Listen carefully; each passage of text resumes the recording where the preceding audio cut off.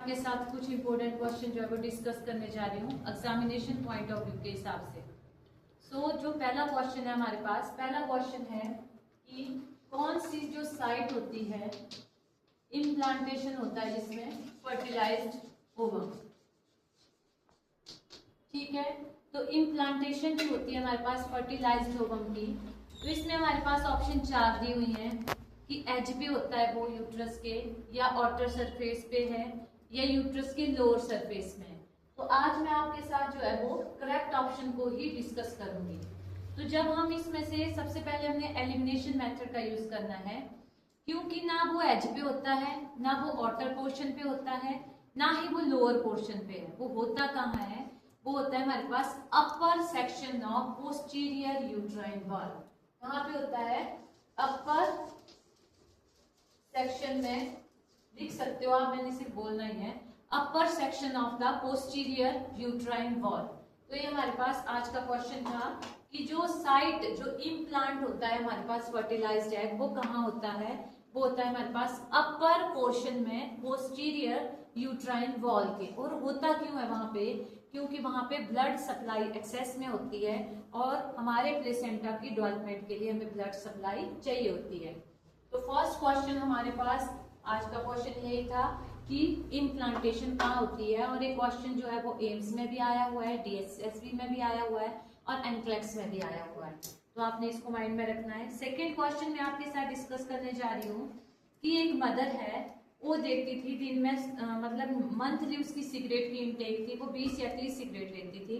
Day by day उसको बोला गया कि आप सिगरेट कम करो, ठीक है, वो अब 10 लेने लगी। तो एज ए नर्स आपकी रिस्पॉन्सिबिलिटी क्या है? तो ये क्वेश्चन भी आपके प्रीवियस एग्जाम में बहुत बार रिपीट होता है। तो इसमें देखो ऑप्शन 4 दी हुई है हमारे पास। पहली है कि आप फिजिशियन से पूछो कि हमें क्या करना चाहिए। सेकंड, आप बोल रहे हो उस मदर को कि नहीं, आपको 10 से भी आपको कम लेनी है। थर्ड ऑप्शन आ रही है आपके पास, आप बोल रहे हो उसको कि ओकेजनली ले ले।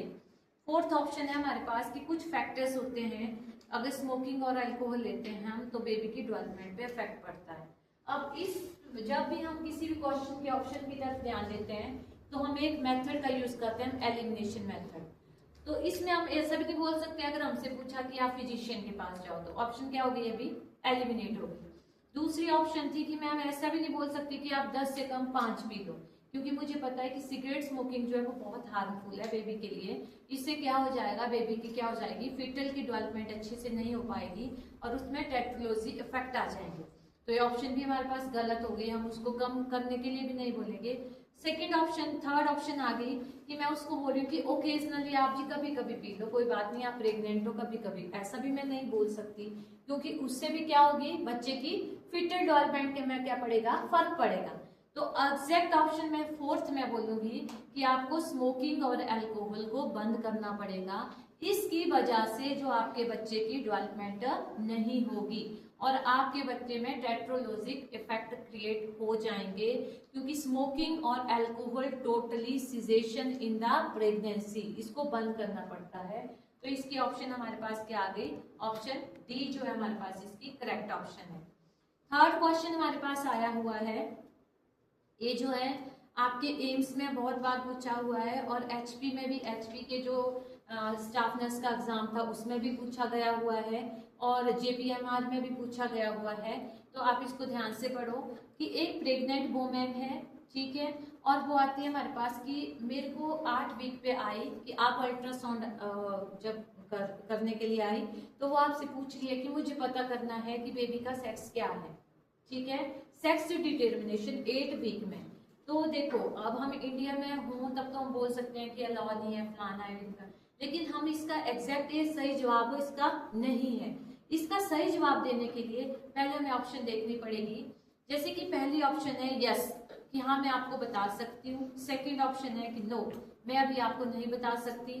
थर्ड ऑप्शन है कि आपको वेट करना पड़ेगा जब तक बच्चा जो है वो थोड़ा सा ग्रो अप नहीं होता। और फोर्थ ऑप्शन है कि 12 वीक में ही हमारे पास एक्सटर्नल जेनिटला विजिबल होते हैं अल्ट्रासाउंड में। तो देखो मैं 3 ऑप्शन को पहले निग्लेक्ट कर देती हूँ। यस वो नहीं बता सकती, क्यों? क्योंकि 8 वीक में सेक्स डिटर्मिनेशन नहीं होती है किसी भी पेशेंट की। उसको डिटर्मिनेशन करने के लिए 12 वीक पे ही हम किसी का सेक्स पता कर सकते हैं कि बच्चा मेल है या बच्चा क्या है आपका फीमेल है। तो ये भी हमारे पास ऑप्शन गलत हो गई। तो एग्जैक्ट ऑप्शन है हमारे पास 12 वीक में ही हम जेनेटल के बारे में बता सकते हैं कि सेक्स का मेल है या फीमेल है।